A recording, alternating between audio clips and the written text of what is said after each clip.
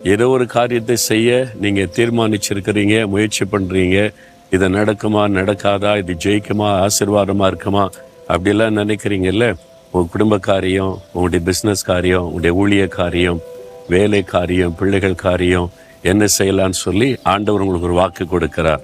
திடமனதா இருங்க, காரியத்தை நடத்துங்க, பயப்படாதுங்க, சோர்ந்து போகாதுங்க, என்ன ஆகுமோன்னு கலங்காதுங்க. உங்களுக்கு கர்த்தர் துணைன்னு இருக்கிறார். ஆனால் நீ உத்தமனா இருக்கணும். உத்தமன் என்றால் தேவனுக்கு பிரியமாய் நடக்கிறவர்கள். ஆண்டவருக்கு பிரியமாய் நீங்கள் நடந்து கொண்டீங்கன்னா நீங்கள் செய்கிற காரியத்தில் கர்த்தர் துணை நின்று ஜெயமாக்கி தருவார்.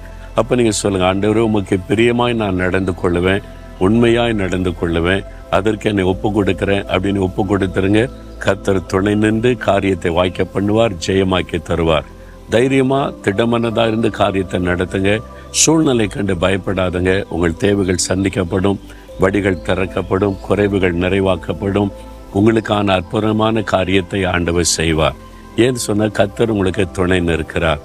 அதனால அந்த காரியம் வெற்றியாகத்தான் முடியும். விசுவாசத்தோடு இன்றைக்கு சொல்லுங்க, ஆண்டவரே உத்தமனாய் நடக்க என்னை ஒப்பு கொடுக்கிறேன்.